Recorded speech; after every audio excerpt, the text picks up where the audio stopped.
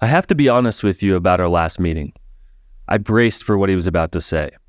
During that lunch, I felt like I was just one more thing on your list.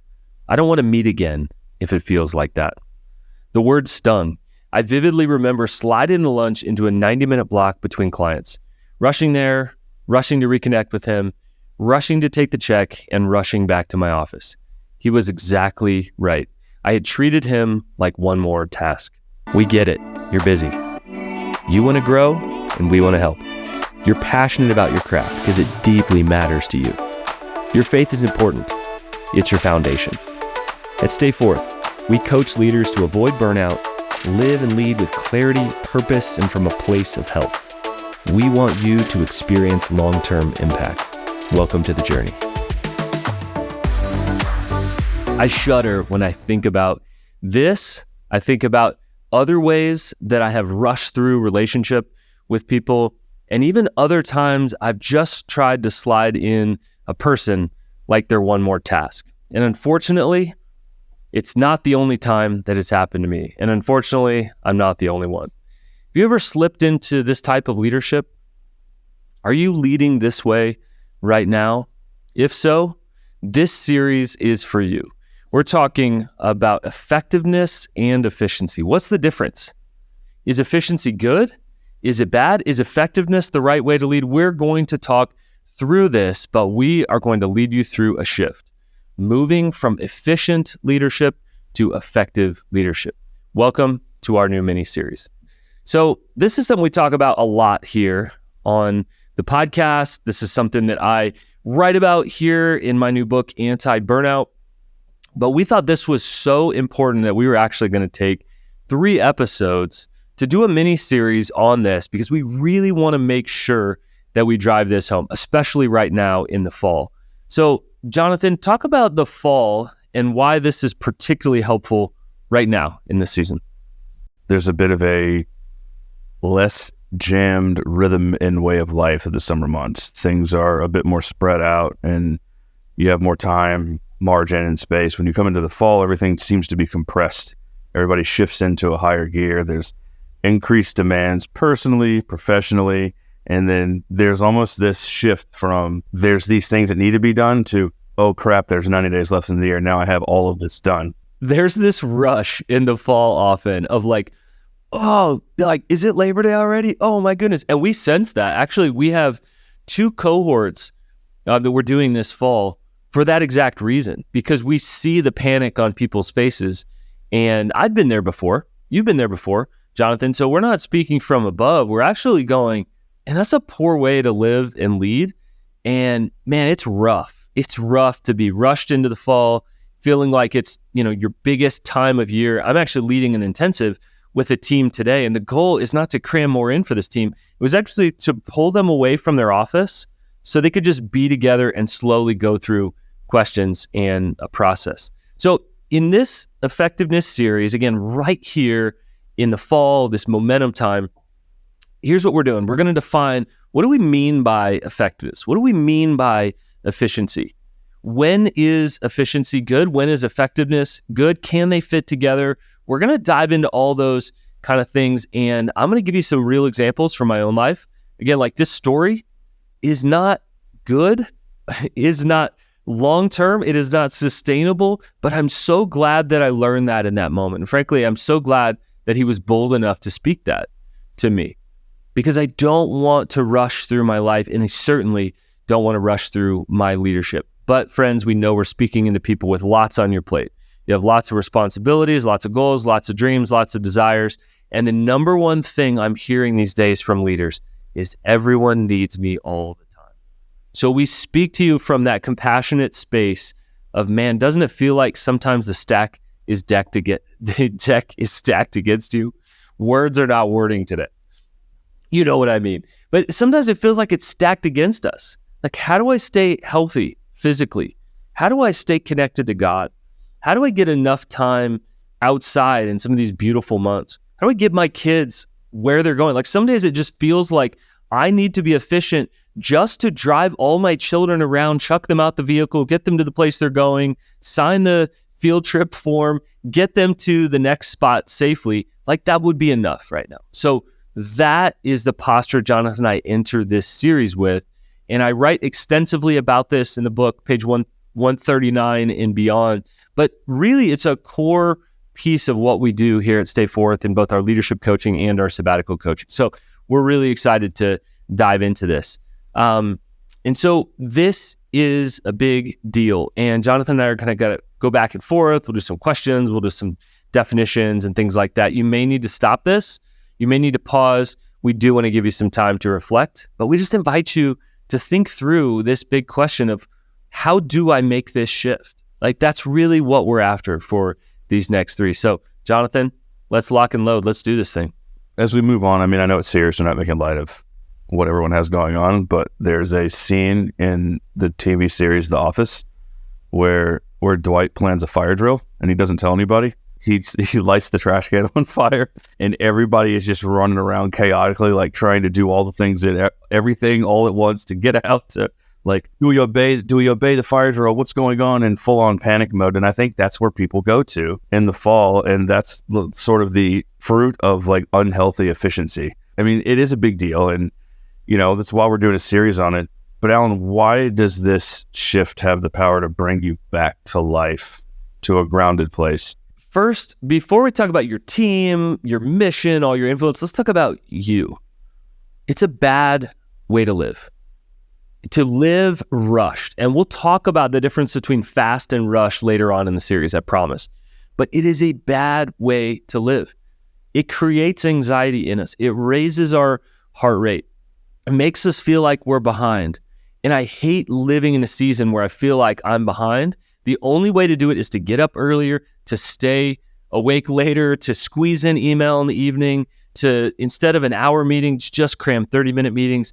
And friends, I've done it. It's okay to do that for a time. In fact, coaching clients, I help some of you manage that a little bit in the fall, but not for the long haul. Maybe for 4 weeks, 6 weeks max, but it is not sustainable. So first of all, we think about you, but it literally has the power to bring you back to life in your leadership, to remember, why did I do this in the first place? Why do I serve people? Why do I take on these tasks? Why am I called to write, to speak, to communicate, to influence people in so many ways, publicly and privately? So first, it's so important for you. Secondly, it can actually help you grow your craft.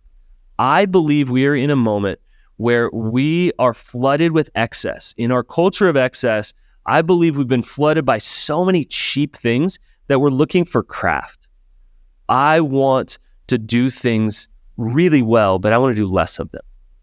And I believe people are looking for excellence. I mean, looking for a book that is something you haven't heard before, or a podcast that's excellent. We don't want to just chuck content in your ears. And it's very, very important to understand what it takes to develop a craft, like many, many, many hours of focus and practice along the way. I believe people are endeared to you when we can slow down and be effective in the way that we equip them, the way that we walk through things with them, the way that we treat them. People want to be treated well and with dignity right now. Many of us have been commoditized. Listening, you probably are thinking of a boss or a situation where you felt like you were only as good as the thing that you showed up with on your team. And that phrase, we say a lot here, who you are matters more than what you do. Like your essence, your identity, who you are as a person matters more than what you produce. Lastly, it can help not only you reverse the burnout cycle, but your team. We want to create healthy cultures unapologetically. We're trying to influence leaders because we believe that this flows down. And the difference between an efficient leader who is, like you say, like lighting a trash can, the Dwight Schrute, who's lighting the trash can on fire and we're going so fast. Why are we doing this? What are we doing? First, what's that? Don't Schrute, if you will. Stop shrooting. And that's the opposite of what we want. We actually want calm, grounded, focused leaders who are aiming at the things that truly matter to you. So that's so much of our why behind this. And again, we're going to kind of walk through this slowly, but I know there's a lot of content coming at you. It does deserve your reflection afterward because you can't just, boom, make a shift. Cool, I heard it. We have to move from this awareness into new action if we're actually going to see new results. Yeah, I mean, they're skills, not pills. It's not going to happen overnight. You're talking about unwiring and rewiring neural pathways and all of that. We could go into that forever, but it's about finding new awareness and then putting forth, the action steps. So we live in a culture of hyper efficiency. I mean, you just said it, look at all around. It's everywhere. We're trying to manage everything, do everything, everyone, everybody all at once. And that's sort of the opposite of effectiveness. And you've heard it here before. Peter Drucker, he says very eloquently, effectiveness is doing the right things well. And then the definition of efficiency is the ability to accomplish a job with minimum expenditure of time, effort, and I'll just tack on energy there. The difference there is huge. So if I can even interrupt on that, like those definitions are huge. Efficiency, let me read that back again. The ability to accomplish a job with a minimum expenditure of time and effort. So a job, that's amazing. If you're going to clean your car, or you are going to tidy up your kitchen, or you are going to even send out, 3 or 4 details of emails, something like that. And that works, right? You don't want to waste all of your energy before 8 a.m. getting everything done. So that's where efficiency is helpful. But friends, when we treat everything with the minimum expenditure of time and effort, do we want to be treated that way? Like, what if I was efficient with date night with my wife? If I was efficient with a team meeting, and Jonathan, I've never gotten this perfect. I've been in team meetings where it's like, boom, let's go, bam, bam, bam. And we've had meetings where we have to go through things, right? We're humans. We get behind all those kind of things. But if that is what our team meeting looks like every week, then we are ultimately going to rush through and bring our worst. But that effectiveness definition, brilliant. The late, great Peter Drucker, in his book, The Effective Executive, just hits it on the head. Look at this again.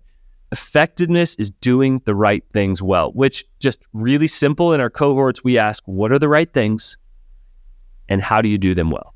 What are the right things you should be doing and how do you do them well? And honestly, if we had static here and we weren't recording for some reason, or you had to go somewhere else, like that would be worth the price of admission right there. So that is the definition of effectiveness that we use here. And here's what I found is that focusing on effectiveness can lead us to do the right things well. But focusing on efficiency can lead us to do all the things well enough. Just well enough. Just barely getting by. You ever been in a season where you're just barely getting by? Where you feel like, man, I'm doing a lot of things, but I don't even know how to tell my wife or my kids what I even did at work today. When I review, it's like, man, like just barely, just doing it well enough, just playing defense on those things. Friends, that is not the way to live out the meaning and the fulfillment of work to influence people. People can sense it, friends, when we are just doing well enough. And correct me if I'm wrong. In prepping for this, it kind of hit me, is that efficiency, when approached correctly, is not bad. Like you just said before, we have times when we've been efficient here. But I think when you pursue efficiency by ignoring effectiveness, it's very similar to approaching impact by ignoring health. It's misguided and it's misdirected. Exactly. Yeah, if you just run after impact, don't consider health, there's no base. Really, effectiveness is like this base for efficiency. It's the root, and the fruit of good effectiveness is efficiency in the things that you're doing. Absolutely. So think about it. If you could be, the 80-20 rule here I think applies. If you could be effective with what you're doing 80% of the time, we all have tasks. We all have emails. We all have proposals. We all have things to edit. Whatever that looks like, not all things in your life need the exact amount of care. Like we would literally have no energy. If I went to the gym this morning, which I did first thing, and talked to every single person and coached every single person in there, I would still be there till 6 p.m. And I literally see friends and kind of give them the wave because I'm stored up for the intensive I'm going to lead later and for this podcast today. So I love the way that Stephen M.R. Covey puts this, the son of the 7 Habits guy. He said, be efficient with things and effective with people. Boom. On the nose again. Be efficient with things and effective with people. So if you got a checklist, sure, be efficient with that. But the moment that people turn into a checklist, they feel used, commoditized. I've been around those people. I'm sure you have too, Jonathan. I mean, if you're listening, you're picturing the person that's like, cool, come in. You got to get everybody in line. I'm not talking about once or twice. We all have off days. I'm talking about the person that you feel like the drill sergeant of like, oh man, they really don't care how my day was, how I'm doing, or the context of this project. It's just about doing more. And I love that. How can we be more efficient with things so we can be more effective with people? Exactly. I mean, I use a scheduling software for myself, and it's one of the things that it's designed to be efficient, but the tool that I'm using allows me to be very effective with people. And when I have to be forward focused and in front of cameras and in front of clients, and when our team is gathered, like, it allows me to be very present and 100% effective with people and efficient with tasks. If we're going to make any progress on this, if we're going to move from an efficiency mindset where everything is a task to get through instead of people to engage with, a meaning, a mission, a purpose to go after, we're actually going to have to name and address the lie below this. Friends, we have to realize, like you said, Jonathan, we live in a hyper-sensitive culture. We live in a hyper-fast culture. We live in a hyper-everything culture. We're going so fast. And we are aiming at hyper-efficiency so many times of like, how do I wake up and just start cranking things out? And it turns out we're not machines. So the lie below this, friends, we have to name that more is not more. If you try to cram everything in your day, then I don't get that sweet moment with my daughter before bed where I get to tuck her in. I don't get that amazing conversation with my wife where we go for a walk. Sometimes we'll have a meeting after the meeting where we'll say, hey, man, are you doing all right? You seemed a little off today in the meeting. And we don't have those spaces that are 5 minutes or 10 minutes or 20 minutes. Sometimes I'll have an hour, and I operate from a co-working space that I'm a partner in and a part owner, and I love it here, but I'll move and go, I got an hour, and I'll just literally heat up some leftovers, grab my lunch, and go sit at our community table with no agenda other than just catching up. How you doing? What's going on in your life? And just kind of eat lunch together. I've had seasons where I was cramming every little thing in. Like I had to like schedule going to the bathroom almost. Like that's how you know it's bad. Every 5 or 10 minutes, just like, oh man, okay, this is not working for me. And so if that's you, friends, just realize there's a lie below this that more is more, and we have to say no. We have to reject that cultural lie first. It's like underneath consumerism. If you feel like, man, there's a leak in your budget and you're spending way too much money, you have to first address the lie below it before your spending habits are going to change. I found if I find myself scheduling in 12-minute meetings and 11-minute meetings and like the 13-minute meeting over and over again, something's not right. Once you're down to 6-minute meetings, that's too much. You're like, I've got 6 minutes, go. And you're like, huh? Yeah, everything right there. Yeah, that's got to change. So what drives us to efficiency? What are the top 3 things you see that just drive people into being efficient? The big 3, number 1, fear. Fear drives us to efficiency. I would even say it drives us to hyper efficiency. There's this fear of falling behind, this fear of losing ground. Maybe you've compared yourself to somebody else. And again, these are normal. I just want to normalize these, that we all feel these fears. There are days when I pop out of bed and the first thing I think is, man, I got to get everything done today, as opposed to checking in with myself, as opposed to prayer, as opposed to exercise. And literally the first thing I think is, man, I don't want to fall behind. So we fall into that. We just can't live from that place. So that fear of falling behind or losing ground or often not being enough, needing to prove ourselves. So number 1, fear drives us to efficiency or hyper efficiency. Number 2, our habits. It's just what we know in our culture. So if you've been in the work world probably more than 5 or 7 years, depending on the culture you came from, you may have fallen into this. And this may be the only way that you know how to get things done. That's okay. As I describe in this chapter in Anti-Burnout, I needed to learn a different way to live and lead, a lighter way to live and lead. I needed more space in my schedule where I didn't just have to cram lunches. I didn't just have to cram times with friends in there. So literally in our chaos, we fall back into our old patterns. And so this will take some time. You'll need habits, you'll need priorities.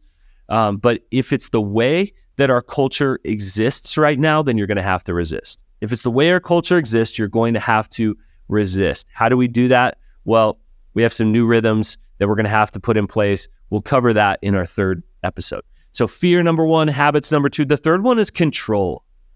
We seek to control our time, our circumstances, and here's the kicker. Sometimes we seek to control others. If I can be efficient enough, if I can task list everything in my life, schedule out everything in my life, then certainly I can have a deep sense of control, which I would call over control. Friends, this is dangerous. We are never going to find peace in life if we are trying to control every single thing in our life. There are so many things out of our control.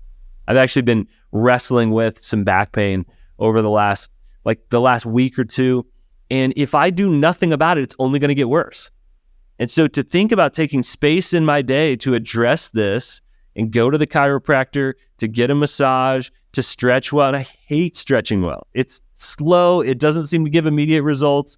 But stretching 4 or 5 times a day, that's the only way it's going to get better. So I can get back out there and get on the trail and run. I can get back out there to the gym. Fear, habits, and control. I just want to ask you, as you're listening, which one has a stranglehold on you right now? Which one of those, your fear, your habits of efficiency, or your desire to control everything around you, is leading you more toward efficiency? So good. On the flip side of that, what's your definition of an effective leader? Again, I love Drucker's definition. I would say it's better than mine. He's way smarter than me, the father of organizational management, of doing the right things well. But it's also pretty obtuse. What does that actually mean? So we're going to bring it down to this. We actually walk through this in our effective cohort with leaders. There are 5 aspects that we see for an effective leader. I write about this in the book, so you don't have to grab all this now. Number one, they comprehend their influence. They know that they have influence or they have power that they hold and they carry, and they wield that wisely. A leader that does not understand their power is sure to abuse it. And to understand we have influence when we walk into rooms, when we send emails, the way we carry ourselves is very, very important. So an effective leader, number one, they comprehend their influence. Number two, they live healthy. Now I realize that it's a very big statement as well of maybe the 5 dimensions of heart, soul, mind, body, and relationships. And there's different ways to gauge that. Again, I go in that in the book, in Anti-Burnout, and kind of talk through what I mean by that. They comprehend their influence, they live healthy, they practice self-awareness. Friends, if we are healthy in certain ways, but we are not self-aware, then we are imposing other things on other people. This is a spectrum. We're never 100% self-aware, but we're growing in self-awareness, so we know the impact that we have on other people. The next one, they work with the grain of their gifting. You cannot be a healthy leader if you do not know how God wired you, designed you, and put you together, and then you're not working with that. I'm telling you, if you do not understand that, then you are going to burn out, you are going to be ineffective, you are going to under risk, or you are going to over risk and be exhausted. This is why I love the working genius. You have to work with the grain of your gifting or you're going to burn out. We are going to drain energy if we are not moving in that lane that we are designed to move it. And then the last one is they move at a sustainable pace. So if gifting is about how much I'm in my sweet spot or my zone, moving at a sustainable pace is literally about how long I can live this way. Again, it's all right to have months or weeks that are 10 out of 10 energy level needed. I'm in one of those right now where there's not there's not a ton of space, but I will be away next week and there will be lots of space. So I just want to remind you of that. We're never perfect on that. Let me quickly go over those. We're not going to dive down too deep on them. But an effective leader, they comprehend their influence, they live healthy, they practice self-awareness, they work with the grain of their gifting, and they move at a sustainable pace. I know that's a lot, but I know one of those is probably sticking out to you as well. That you go, oh, this is the crack in my foundation right now. Amazing. Let's pull some things away and let's deal with that crack. Let's do some foundation work before we move further into this series. Well, I think one of those that sticks out the most to me is that I always try to be aware of is moving at a sustainable pace. I think it's a reminder for me that you're going to have to speed up and slow down, but not to just mash the gas pedal to the floor and then slam on the brakes. Sustainable. Big questions. I know we ask questions. We love to lead people. So what big questions you got for people to reflect on as we bring this one to a close? Yeah, instead of, yelling at you and bringing this last point home, we love to leave you with reflection questions. So there's a lot here in this episode, but we want to leave you these questions. Number one, which area or areas of my leadership need to shift from efficiency to effectiveness? Over the last few minutes, what is that area that you're thinking about that, oh man, is it scheduling for you? Is it overscheduling the amount of tasks? Is it trying to get 15 things done? Is it hitting the ground running on Monday and then being so tanked or exhausted on Friday?